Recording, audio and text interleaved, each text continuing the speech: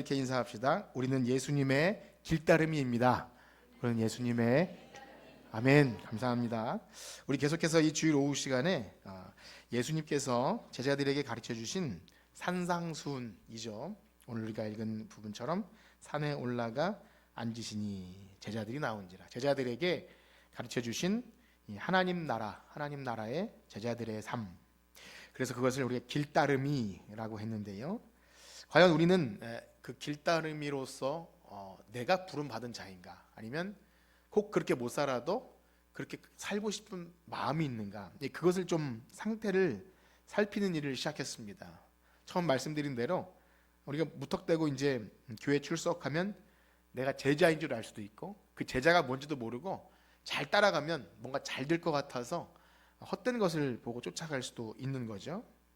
우리가 그렇게 고백하고 노래도 합니다. 예수님만 따라가고 그 길을, 우리가 그 요즘에 잘 부르는 그 주님이 홀로 가신 그 길 나도 따라가오, 그런 많지 않습니까? 참 감동적으로 노래도 잘하지만 사실 알고 보면 예수님께서 제자들에게 가르쳐 주신 그 가르침이 잘 모르고, 뭔지 잘 모르고 섣불리 출발했다가 중도에 하차하는 경우도 있고, 무엇보다 그 길을 따르려면은 그냥 어설프게가 아니라 진짜 그 말씀에, 예수님이 가르쳐 주신 말씀에 온전히 사로잡혀서 야, 나도 그 길 가고 싶다. 힘들고 어려워도 좁은 길, 좁은 문이라 하지만 이 목마름을 가지고 나도 그 길 따라가고 싶습니다. 이런 갈망, 갈증은 있어야 그래도 뭔가 제자라고 할 수 있다는 거죠. 그렇습니다. 그러므로 지금 이 시간 우리가 함께 나누는 이 내용들은요, 여러분 이렇게 하십시오, 뭘 좀 잘해봅시다, 이렇게 하면 잘 될 겁니다, 이런 그런 종류가 아니라 뭐냐면, 말씀을 들은 예수님의 가르침을 들으면서 우리 마음의 내면의 어떤 변화들을 좀 확인해 보셨으면 좋겠어요. 내가 이 들려지는 이 내용들이 그냥 단순히 지식이 아니라 내가 지금 그렇게 못 살더라도 저도 그렇게 살고 싶습니다, 주님 본받고 싶습니다, 이러한 변화들이 있는지, 그래서 아니면 내가 전에는 그런 갈망이 있었는데 지금은 좀 무뎌진 것이 아닌지, 그래서 여러분들 마음속에 그 새 사람으로서 일어난 변화들을 예수님의 가르침을 통해 잘 감지하는, 그래서 상태를 확인하는 여러분들 되시기를 주님의 이름으로 축복합니다. 자, 우리가 지금 살피고 있는 마태복음 5장 말씀은 소위 산상수훈이라고 하죠. 산에서, 그래서 누가복음 같은 데는 배 위에서 해서 선상 뭐 이렇게도 하지만 어쨌든 산에서 가르치신 말씀인데요. 근데 뒤에 후렴처럼 복이 있나니 이렇게 반복돼, 8번이 반복돼서 소위 또 팔복이라고 하기도 합니다. 그래서 이제 교회 좀 다녀보신 분들이라면 마태복음에 팔복하면 그래도 좀 이렇게 알기도 하고 암송도 하고 그래요. 저도 주일학교 때 심령이 가난한 자는 복이 있나니 천국이 저희 것이며 이 암송도 하고 했는데, 일단 우리가 이제 복하면, 교회 나와서 복하면 얼마나 좋아요. 그래서 내게도 주소서 내가 복을 받기 원하니 하면서 어쨌든 복 받기 원해서 팔복을 좀 암송하기도 하는데, 실제 우리가 이제 2-3시간 하다 보니까 야, 이것이 그렇게 내가 생각했던 것과는 다르다라는 것을 알게 되죠. 그래서 우리가 예수님이 말씀하시는 내용을 잘 보고 알고 따라가느냐, 다른 문제라는 겁니다. 자, 그러면 한번 복습하는 의미로 제일 먼저 복이 뭐죠? 심령이 가난한 자는 복이 있나니. 심령이 가난하다, 이게 뭐라 그랬죠? 심령이 가난하다? 영적인 가난. 그래서 하나님 앞에서 내가 얼마나 죄인, 그러니까 헐벗고 비참한 죄인지를 볼 수 있는 눈이 열린 거예요. 그게 심령이 가난하다 그랬어요. 물질적 가난도 아니고 그냥 마음이 평안한 가난도 아니고 하나님 앞에서 자신의 실존을 발견하게 된 사람이죠. 자, 그러면은 그렇게 된 사람은 어떻게 됩니까? 이제 그 다음으로 넘어가면, 그 다음 뭐죠? 애통하게 돼요. 자신의 비참한 상태 때문에 애통하고 울고. 그래서 교회 와서 이제 우시는 분이 있는데 전 그냥 좋다고 생각해요. 울지 않고 가만히 있는 것보다 펑펑 울어서라도 마음에 편안함이 있기 좋은데, 그걸 넘어서야 돼요.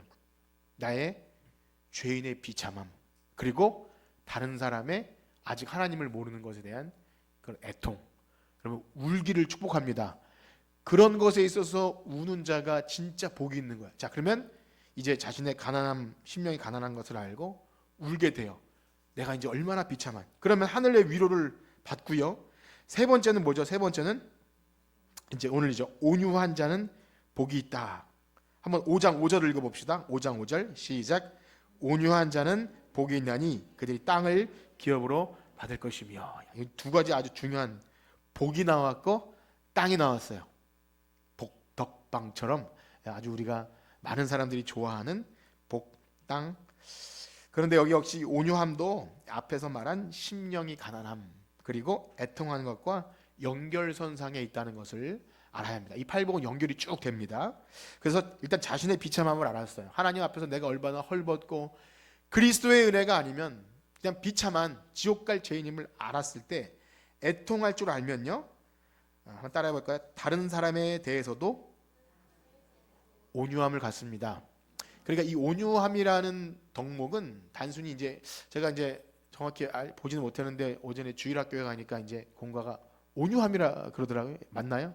하나님께서 이렇게 좀 잘, 제가 주일학교 교사들에게 따로 뭐 이렇게 하지 못하는데 이 시간에 한번 이 온유함이 뭔지를 좀 알았으면 좋겠는데요. 일단 기본적으로 방금 우리가 살핀 자신의 죄를 알고 또 그것 때문에 울어본 자가 다른 사람에 대한 태도의 변화가 일어나는 거예요. 하나님 앞에서 나도 똑같은 죄인인데 그렇기 때문에 다른 사람에게 쉽게 뭐 정죄하거나 비판하거나 이런 방식이 아니라, 그래서 바뀌는 태도가 오늘 온유함의 기본적인 겁니다. 그래서 다른 사람들과의 관계 속에서 온유함이 들어요. 혼자 그냥 독야청청 저 사람 막 순하고 착해 이런 개념이 아니라 바로 하나님 앞에서 내가 죄인됨을 알고 다른 사람도 똑같은 죄인, 나도 그런 죄인임을 알기 때문에 나타나는 온유한 성품이죠.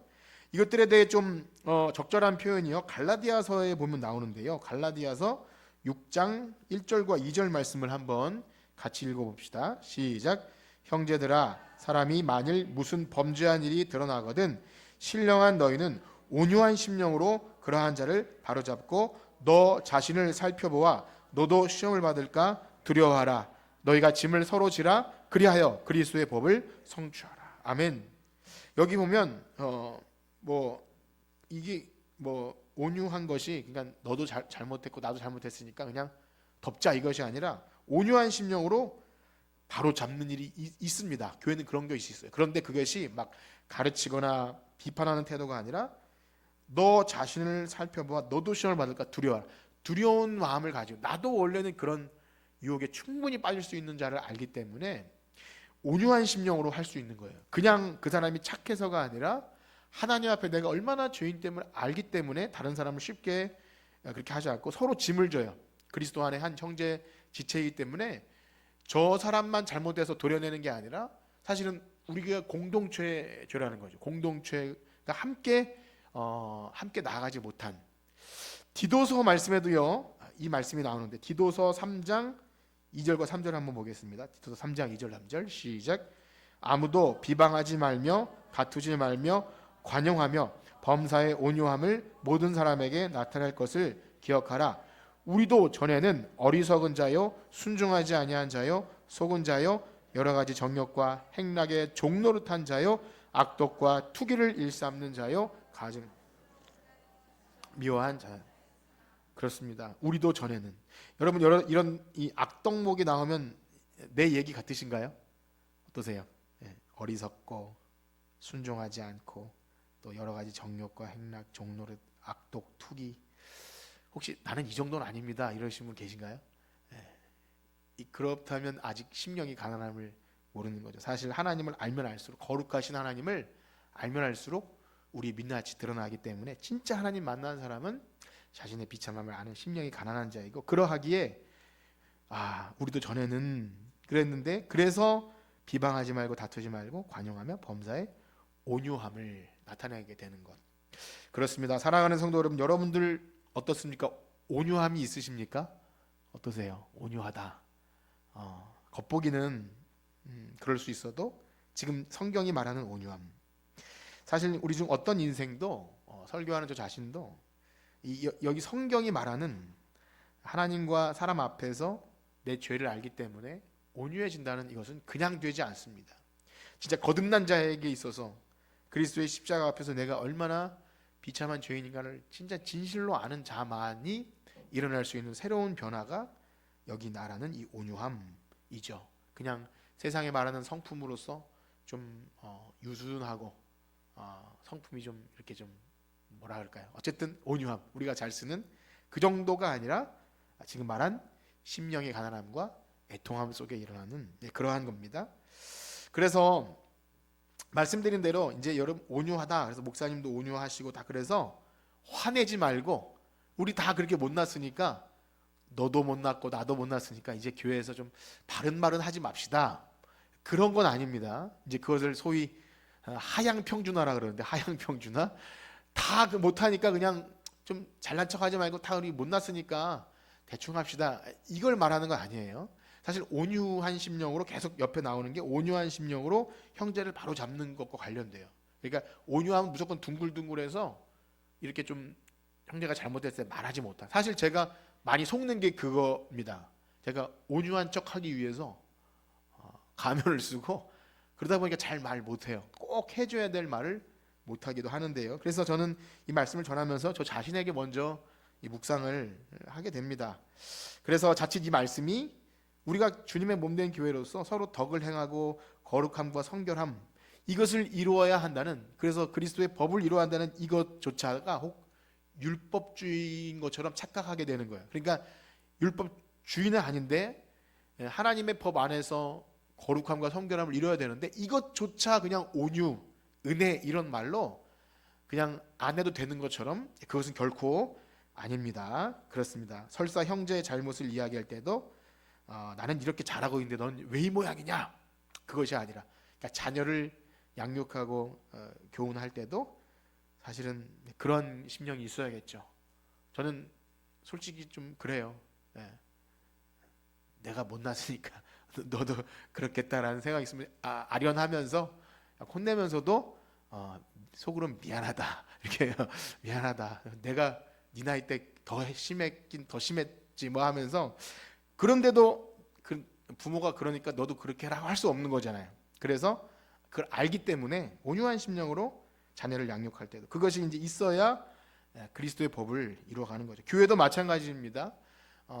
목사인 저부터 시작해서 죄인임을 알기 때문에 제가 여러분들에게 어떤 잔소리 혹은 어떤 걸 바로잡는 일에 있어서 절대 결코 뭐 왜 이 모양이냐 이렇게 뭐 하지도 않겠지만 그렇게 될 수 없는 거죠. 사람은 그렇게 변하지 않기 때문에 일단 말씀이 잘 여러분들 안에 들어 있어야 됩니다. 그래서 오늘 이 성경이 말하는 온유함의 의미를 좀 더 분명히 하기 위해서 그 반대 개념이 무엇이며 또 그러면 그 확장되는 개념이 무엇인지를 오늘 성경을 좀 몇 군데 찾아보면서 좀 명확하게 하겠는데요. 성경이 말하는 온유가 무엇인지를 오늘 좀 성경을 통해 살피면서 우리 선생님, 주일학교 선생님들도 온유가 이런 거구나 좀 여러분들 공부하셨으면 좋겠습니다. 그래서 먼저 온유는요 반대 개념이 있는데요. 반대 개념은 성내는 것 그리고 시기와 다툼입니다. 뭐 우리가 다 안다고 생각할지 몰라도 성경에서 어떻게 나오는지 좀 확인을 해봤으면 좋겠는데요. 먼저 야고보서 1장 20절 21절 한번 같이 읽어볼까요? 야고보서 1장 20절 21절 시작. 사람이 성내는 것이 하나님의 의를 이루지 못함이라. 그러므로 모든 더러운 것과 버리고 너희 영혼을 능히 구원할 마음에 심어지 온유함으로 받으라. 아멘. 20절에서 성내는 것과 반대되는 개념으로 뒤에 뭐가 나오죠? 온유함. 여기서 이제 반대 개념인 겁니다. 성내는 것이 하나님의 의를 이루지 못하기 때문에 모든 더러운 것과 넘치는 악을 버리고 쭉 얘기한 다음에 온유함을 받으라. 그래요. 여기서는 첫 번째로 온유함과 성내는 것 이 반대구나. 디도서 3장 13절 14절을 한번 읽어봅시다. 디도서 3장 13, 14절 시작. 너희 중에 지혜와 총명이 있는 자가 디도서 화면이 안 나왔습니다. 시간이 걸릴 수 있어서 제가 읽어드릴 테니까 들어보세요. 너희 중에 지혜와 총명이 있는 자가 누구냐? 그는 선행으로 말미암아 지혜의 온유함으로 그 행함을 보일지니라 하고 14절에 보면 그러나 너희 마음속에 독한 시기와 다툼이 있으면, 여기서 말씀드리고자 하는 것은 13절에 온유함이 있고 14절에는 반대로 시기와 다툼이 있다는 거예요. 두 가지 말씀드렸어요. 성내는 것과 시기와 다툼은 일단 온유와 반대 개념이라는 거예요. 그래서 이 개념을 명확히 알려면 반대 개념을 알고 이제 확장된 개념을 알아야 되는데요. 지금까지 살펴본 대로 그렇구나. 성내는 것은 온유함이 아니구나. 집에서 가정 예배를 드리면 기도 제목 가운데 화내지 않게 해주세요. 이런 기도 제목을 많이 해요. 사실은 안 하는 것을 목적으로 하기 너무 어렵고 반대로 이제 바꿔야겠죠. 뭐라고 기도해야겠어요? 온유하게 해주세요. 온유하려면 심령이 가난해야 되고 내가 얼마나 죄인인지를 알아야 되고 그 다음에 애통할 줄도 알아요. 자기의 비참함, 또 다른 사람의 연약함을 울 줄도 아는 것. 참 어렵네요. 그냥 온유함이 너무 어렵네요. 여러분 어떠십니까? 온유함이 이런 것이라는 걸 알고 좀 여러분 삶 가운데 있으셨나요? 좀 묵상이 필요하죠. 온유함이 이런 거구나. 자, 그러면 반면 예수님 말씀하신 온유함은 항상 겸손함과 연결이 돼요. 온유와 겸손. 자, 에베소서 4장 2절을 한번 읽어봅시다. 에베소 4장 2절 시작. 모든 겸손과 온유로 하고 오래 참음으로 사랑 가운데서 서로 용납하고. 사실 이 모든 개념이 같은 개념이에요. 그런데 특별히 온유는 항상 겸손과 짝꿍을 이뤄요. 온유와 겸손. 골로새서 3장 12절 읽어봅시다. 골로새서 3장 12절 시작. 그러므로 너희는 하나님이 택하사 거룩하고 사랑받는 자처럼 긍휼과 자비와 겸손과 온유와 오래 참음을 옷 입고. 아멘. 마찬가지죠. 물론 에베소서와 골로새서는 이 쌍둥이 짝꿍 서신이기 때문에 비슷한 맥락이기도 하고 바울이 써서 같기도 하겠지만 항상 온유와 겸손은 동일선상에서 나오게 되죠. 또 한 가지는요. 고린도후서에 보면 이 온유함이 관용과 연결됩니다. 관용. 우리 10장 고린도후서 10장 1절 읽어볼까요? 시작. 너희를 대면하여 유순하고 떠나 있으면 너희에 대하여 담대한다. 바울은 이제 그리스도의 온유와 관용으로 친히 너희를 권하고. 아멘. 또 디도서 3장 2절에도 역시 관용이 나오는데요. 자, 그럼 정리해 보면 온유는 항상 겸손이 같이 나오고 또 여기 보니까 관용이 있구나. 온유한 자는. 그래서 이건 말이 안 되는 거. 온유한데 겸손하지 않는 것. 이게 말이 안 되는 것이죠. 온유한데 관용이 없다. 이것도 말이 안 되는 것처럼 이 개념이 항상 같이 갑니다. 또 한 가지 좀 뭐랄까요? 우리에게 색다른 좀 특이한 점은요. 이 온유가 안정한 단장하게 머리를 꾸미는 것 이런 외모와도 관련이 되는데요. 베드로전서 3장 3절에서 4절까지 한번 읽어봅시다. 베드로전서 3장 3, 4절 시작. 너희의 단장은 머리를 꾸미고 금을 차고 아름다운 옷을 입은 외모로 하지 말고 오직 마음에 숨은 사람을 온유하고 안정한 심령에 썩지 아니할 것으로 하라. 이는 하나님 앞에 값진 것이니라. 아멘. 외모를 보고 온유함을 판단할 수는 없지만 성경은 온유하기 때문에 그 당시에 이 서신의 당시 배경이 어떤 사치와 이런 외모를 치장하는 것이 문제가 되었기 때문에 배경과 관련이 있지만 어쨌든 우리가 심령이 가난하고 애통하는 자로서 온유하다면 우리의 드러나는 겉모습도 어떻습니까? 우리 교회 나올 때 너무 사치하고 오시는 분 안 계시죠? 가방은 저 정도 가격이 적당한 것 같아요. 너무 좋은 것 같아요. 가끔씩 가방이 막 몇천만 원짜리도 있잖아요. 저 정도 돼야 어디서 잃어버려도 온유할 수 있을 것 같아요. 누가 거기다가 뭐 묻혀도 뷔페 가서 음식 묻혀도 화 안 내고 마음 편안하게 온유할 수 있을 것 같은 생각이 돼요. 너무 사치와 그런 것은 우리로 하여금 온유함을 또 잃게도 한다. 이런 좀 맥락과 다르지만 그런 말씀을 드려봅니다. 그래서 정리해 보면 성경은 온유함을 겸손, 또 관용, 안정함 이렇게 나타나고 있어요. 그렇다면 이제 온유함을 성경적 개념을 이제 좀 약간 알았다면, 자 그럼 도대체 온유함 우리가 어떻게 가능할 수 있을까요? 지식으로 이제 이런 것이구나 성내지 않고 해야 되는데 이게 쉽던가요? 시기와 성냄과 이런 것 더 쉽고 그게 쉽고 온유함이 어렵고 겸손하긴 더더욱 어려워요.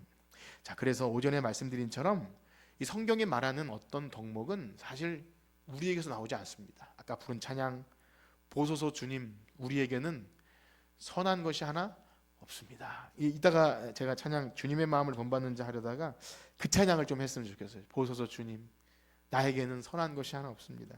그래서 우리는 누굴 바라봐야 합니까?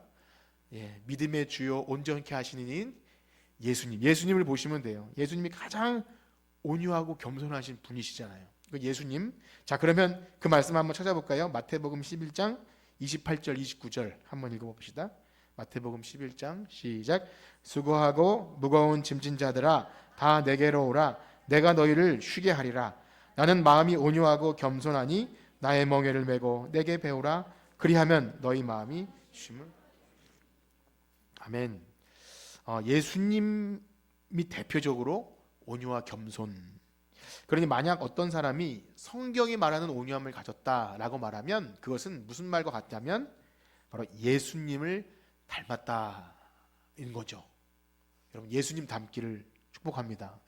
온유하고 겸손해야 되는 거죠. 그냥 겉모습이 아니라 정말 심령이 가난함과 또 애통함. 그런데 좀 놀라운 사실은 예수님은 사실 뭐 심령이 가난함과 애통할 필요가 없는 분이시잖아요.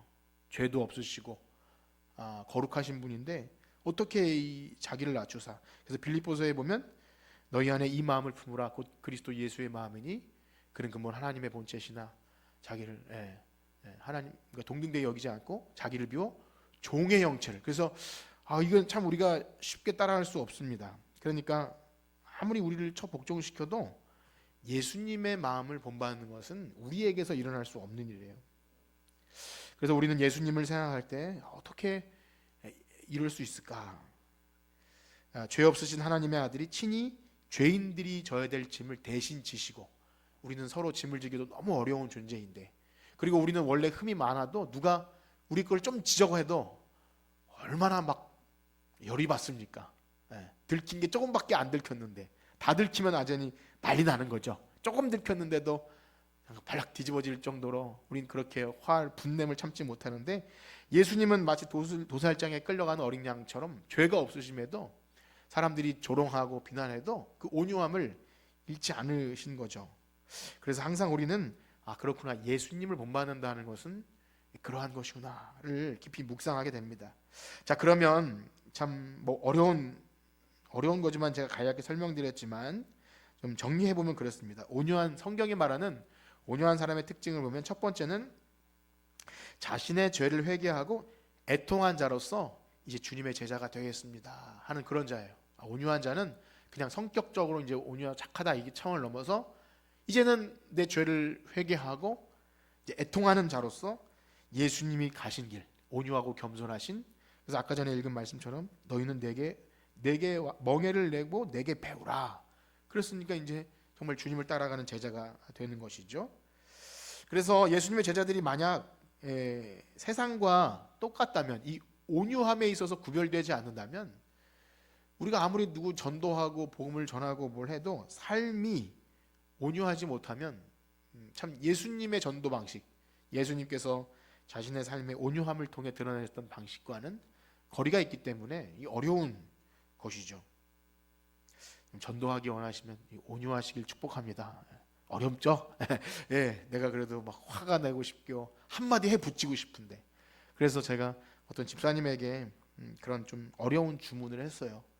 좀 열받고 화나지만 혹시 나 때문에 어떤 사람이 교회에 대해서 조금이라도 거리낌이 있으면 그냥이라고 말이 좀 그렇지만 예수님을 생각하면서 좀 내려놓자 가서 좀 오해를 풀어라 이런 좀 요청을 한 적이 있는데 쉽지 않아요.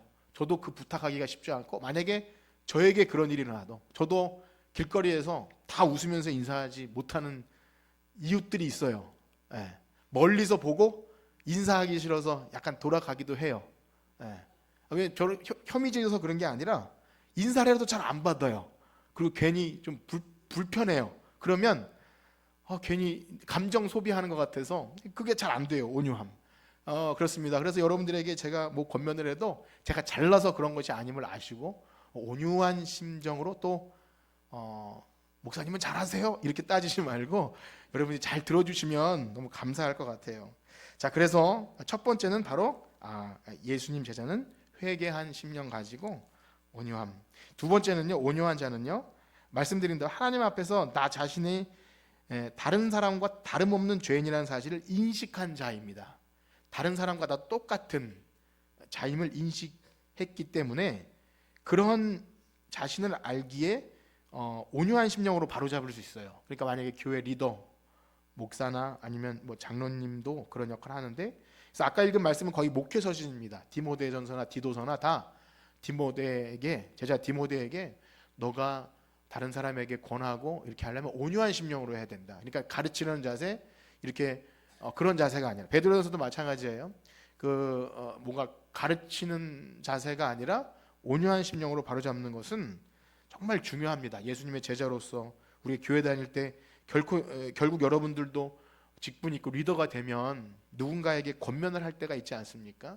근데 만약에 온유한 심령이 아니면 결코 사람은 변하지 않는다는 것을 많이 느끼죠. 교만한 모습으로는 안 되죠. 세 번째는요, 온유한 자는 아까 말씀드린 대로 누구를 닮는 자죠? 예수님, 그리스도를 닮는 거예요. 그래서 수고하고 무거운 짐진 자들아 다 내게로 오라.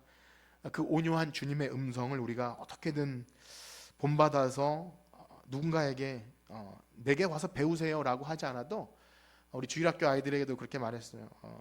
그래도 정직하고 신실하면, 약속 잘 지키면 친구들이 야 나도 너가 교회 다니는 교회 나도 가고 싶다라고 하지 않겠냐라고 저도 못하는 얘기를 아이들에게 하게 됩니다. 그래서 세 번째 말씀드린 대로 참 예수님 본받음.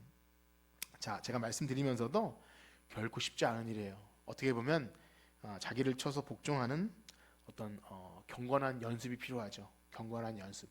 기도할 때 여러분 혹 이 온유 들으시면서 이것이 걸렸다면 그걸 놓고 기도하시길 축복합니다. 주님께서 들어주실 거예요. 분명히 들어주실 거예요. 이게 예수님 제자로 살고 싶은데 이것이 안 됩니다. 어떤 불쑥불쑥 튀어나오는 그런 성품, 옛 성품 때문에 어렵습니다 하면 좀 기도했으면 좋겠어요. 자, 그러면 이제 온유한 자들이 받는 복은 뭐죠? 우리 마태복음 5장 5절을 다시 한번 읽읍시다. 마태복음 5장 5절 시작. 온유한 자는 복이 있나니 그들이. 아멘. 여기서 이제 땅을 기업으로 받는다 그랬는데, 어쨌든 땅은 좋아요. 오늘날 특별히 우리나라의 좁은 땅덩어리에서 이 부동산, 이 과열이 일어나는 동네에서 땅은 좋은 건데, 역시 우리가 이제 이 땅을 기업으로 받는다 하면 성경에서 출발한 거예요. 예수님께서 하신 말씀은 항상 구약에서 출발하는데, 대표적으로 시편 37편에 보면 이 말씀이 굉장히 많이 나오는데, 우리 한 구절만 읽어볼게요. 시편 37편 9절입니다. 37편 9절 시작.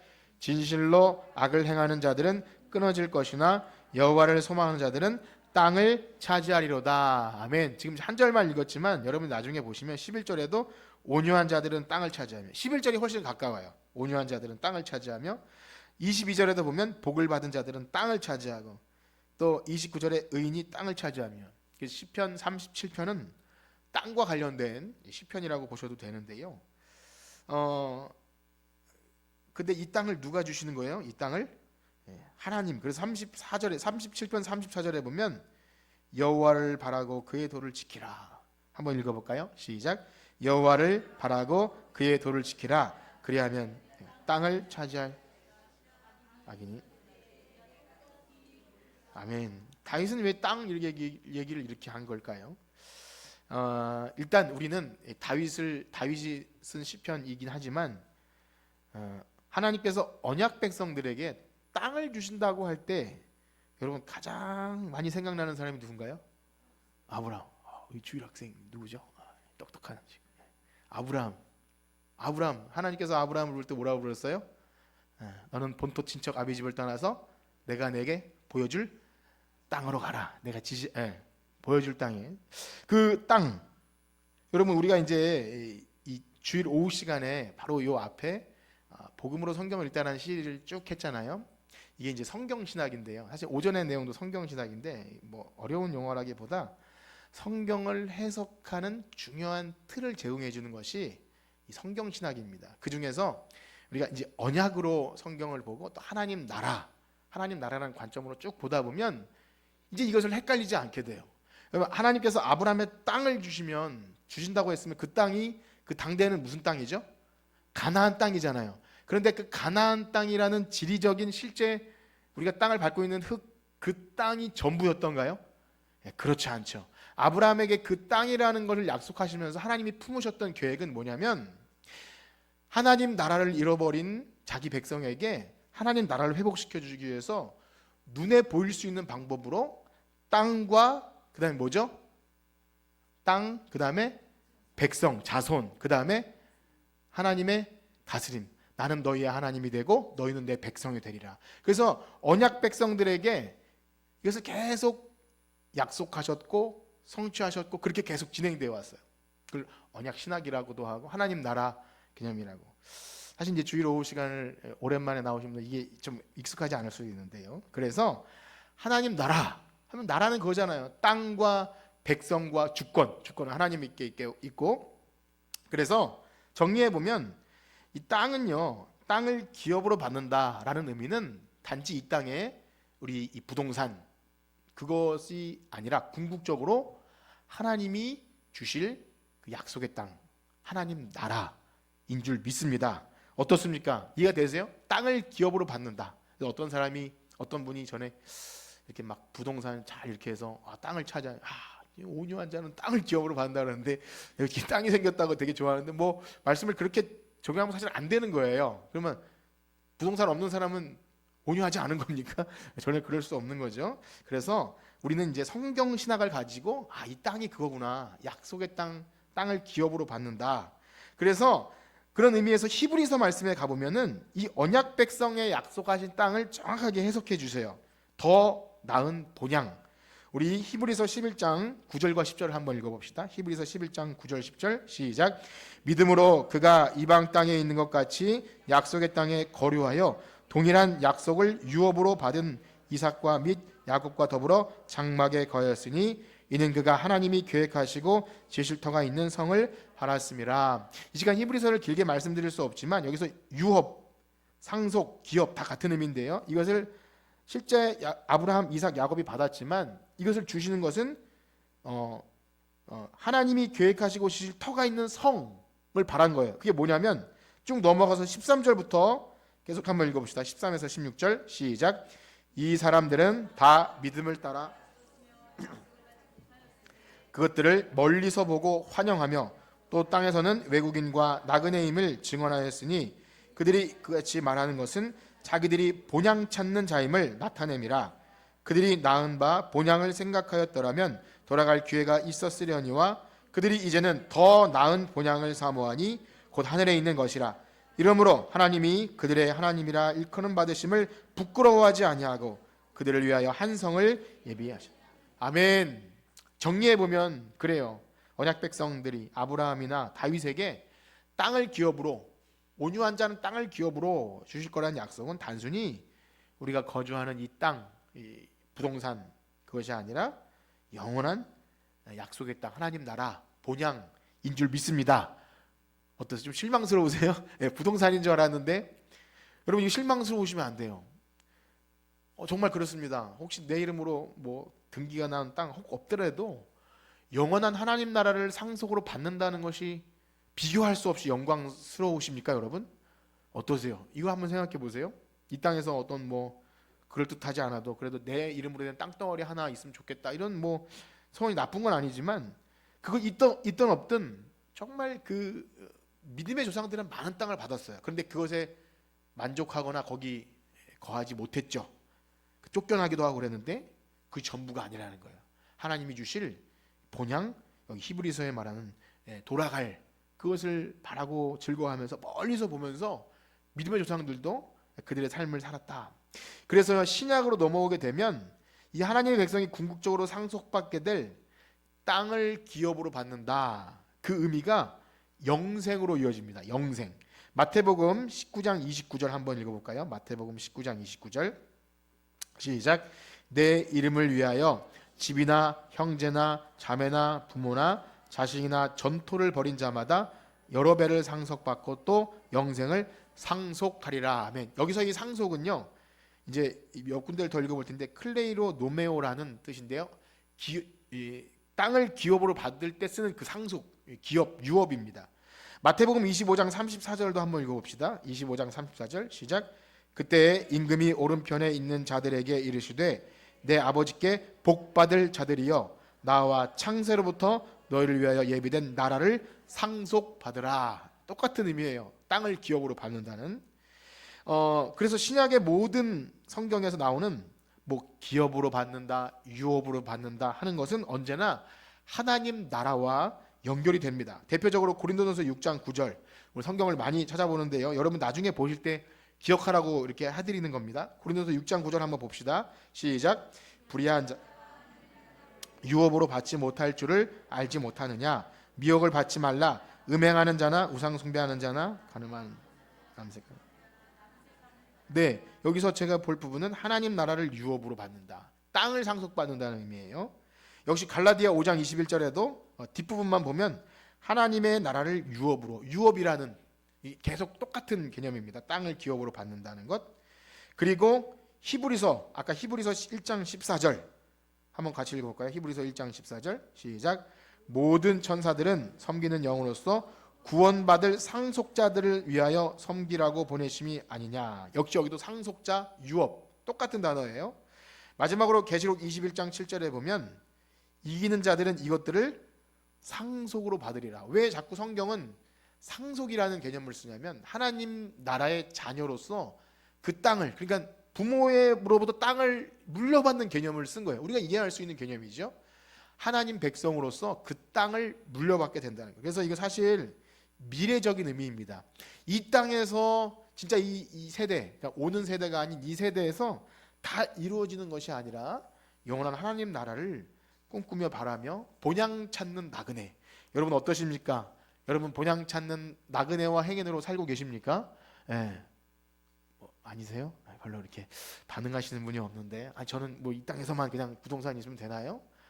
그렇지 않잖아요. 저는 그렇게 생각해요. 너무 많으면 빨리 주님 오실 때를 기다리지 않을 것 같은, 그래서 안 주실 것 같은 생각이 들어요. 너무 많이 가지고 있으면 이거 어떻게든 뭐 물려주든지 내가 쓰든지 하는 것 때문에 없어야 주님 빨리 오십시오 이렇게 될 것 같은 생각이 듭니다. 그렇습니다. 물론 이 미래적인 이야기로 땅을 상속받는 것이 전부는 아닙니다. 어떤 의미냐면, 여러분 우리가 이제 구원에 대해 얘기하면, 하나님 나라와 구원에 대해 얘기할 때 어떻습니까? 그것이 죽어서 시작됩니까?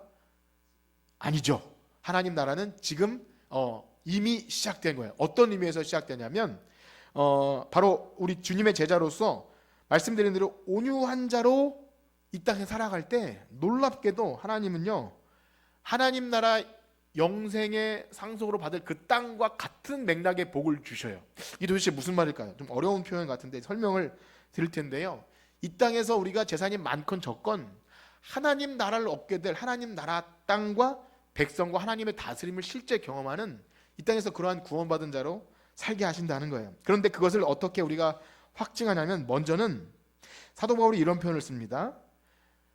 예수님께서 떠나시면서 우리에게 성령님을 보내주신 이유가 바로 우리가 그 나라를 상속받게 될, 그 유산을 상속받게 될 상속자라는 귀중한 증표로 주신 것이 바로 성령님이라, 그렇게 말씀하시는데요. 먼저 이 보증이라는 단어를 좀 아셔야 됩니다. 고린도후서 1장 22절 한번 보겠습니다. 고린도후서 1장 22절 시작. 그가 또한 우리에게 인치시고 보증으로 우리 마음에 성령을 주셨느니라 하며, 성령님은요 그런 역할이 있어요. 도장을 꽝 찍고 보증 아시죠? 네.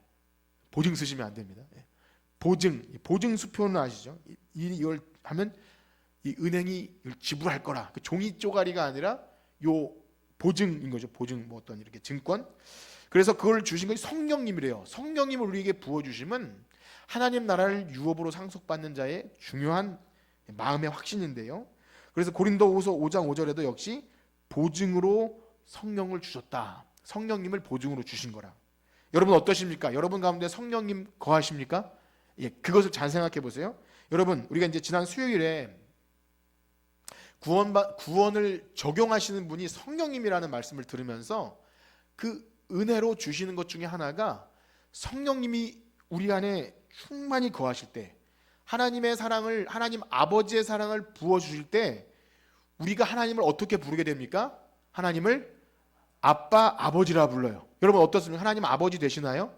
성령님이 우리가 하나님을 아버지라고 부를 때 하나님이 우리 아버지 되시면 하나님 나라는 우리 것이 되는 거예요. 그것을 성령의 보증으로 아빠 아버지라는 양자됨의 특권을 주십니다. 여러분 이것을 그냥 뭐 이렇게 추상적인 뭐 하나님의 자녀 이게 어렵게 생각하지 그런 게 아니라 실제 성령님이 하시는 일이 그거예요. 우리 마음에 하나님 나라를 그래서 구원이 죽어서가 아니라 이미 이 땅에서 경험돼요. 놀라운 사실은 믿는 자들에게 부어주신 성령이 바로 우리가 상속받게 될 기업, 그 땅을 차지하는 보증수표라 말씀하세요. 에베소서 1장 13절 14절을 읽어보겠습니다. 에베소서 1장 13, 14절 시작. 그 안에서 너희도 진리의 말씀 곧 너희의 구원의 복음을 듣고 그 안에서 또한 믿어 약속의 성령으로 인치심을 받았으니 이는 우리 기업의 보증이 되사 그 얻으신 것을 속량하시고 그의 영광을 찬송하게 하려 하심이라. 아멘. 오늘 어려운 단어들이 좀 나왔지만 잘 생각해 보세요. 우리가 교회 나와서 나의 영원하신 기업 생명보다 이 찬송 아시지 않습니까? 저는 어릴 때부터 기업하면 기업은행인가 어떤 산업체인가 그렇게 연결이 되고요. 성령님의 교통하시면 교통인가 이렇게 이제 이 단어들의 뜻을 모르니까 내 마음대로 상상하게 돼요.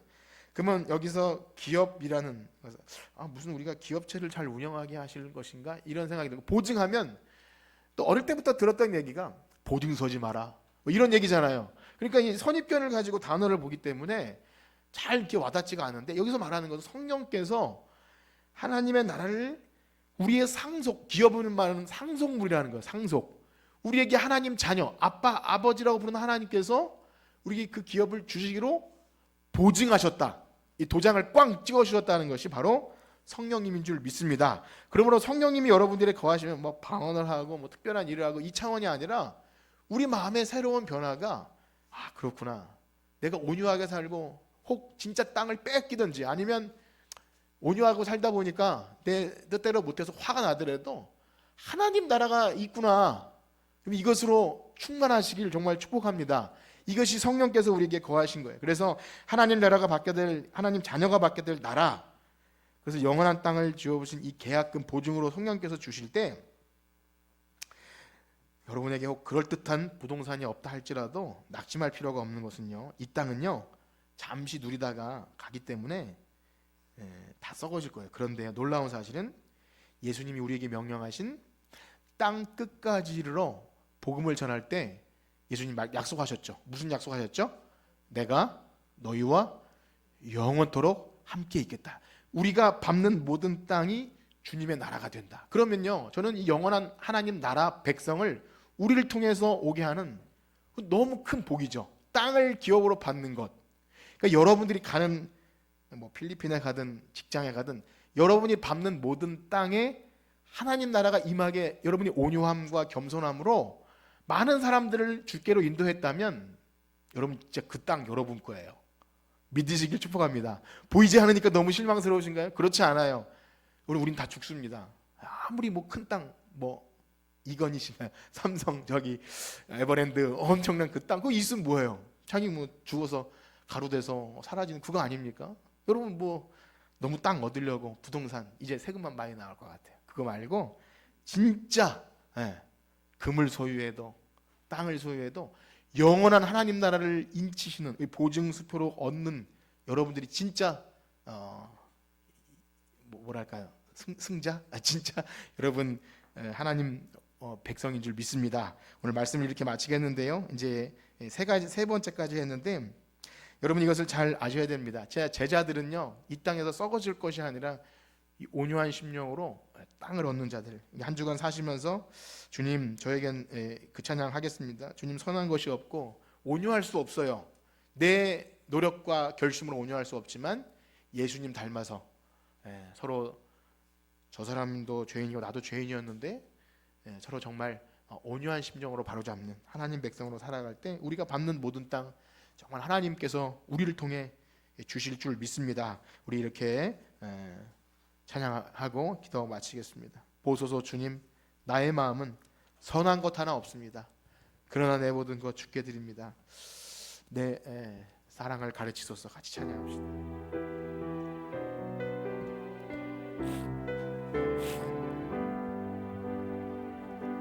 보소서 주님. 나의 마음은 선한 것 하나 없습니다. 그러나 내 모든 것 주께 드립니다. 사랑으로 안으시고 날 새롭게 보소서 주님. 보소서 주님.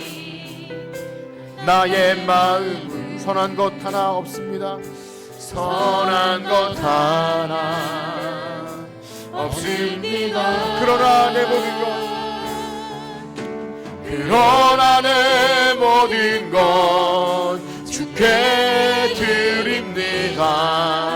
사랑으로 안으시고 날 새롭게 주님 마음 내게 주소서. 주님만 내게 주소서. 내 아버지 주님만 내게 주소서. 나를 향하신 주님의 뜻이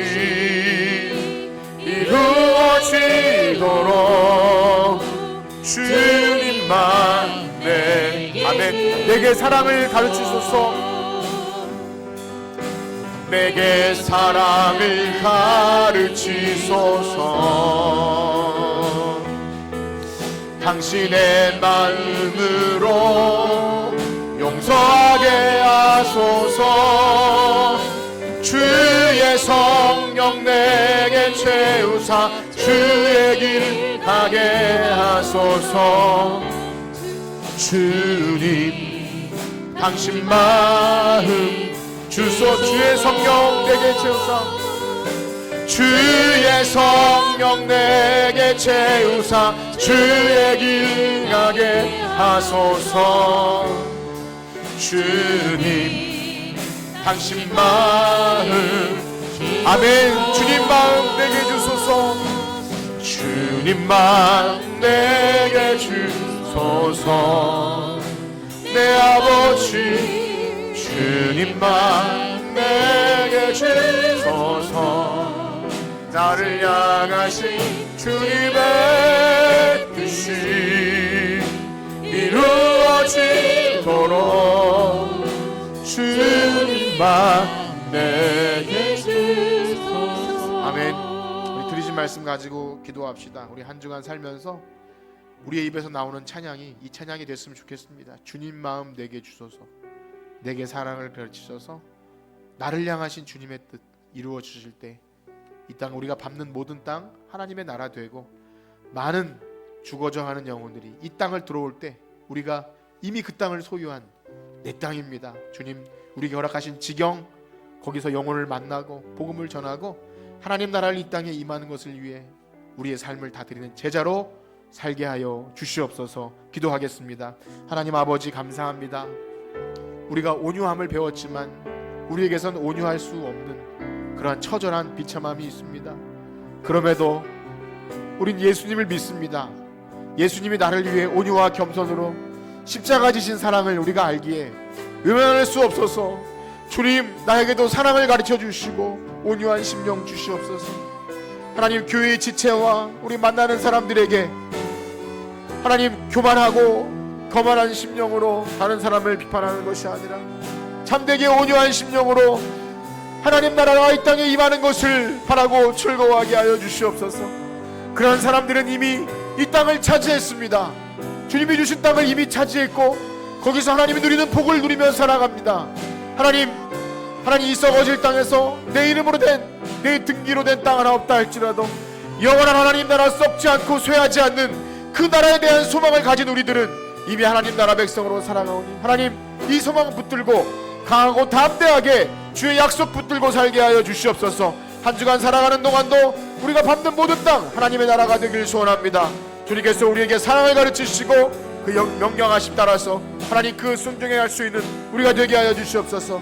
가는 곳마다 예수 그리스도의 향기를 드러낼 수 있는 온유한 심령을 가지고 하나님 사람을 만나게 할 때 주여 우리와 함께 하시고 주님 마음 주시옵소서. 주님의 마음을 본받아 살아갈 때 하나님 나라가 이 땅에 임하는 놀라운 복을 허락하여 주시옵소서. 감사합니다. 아멘.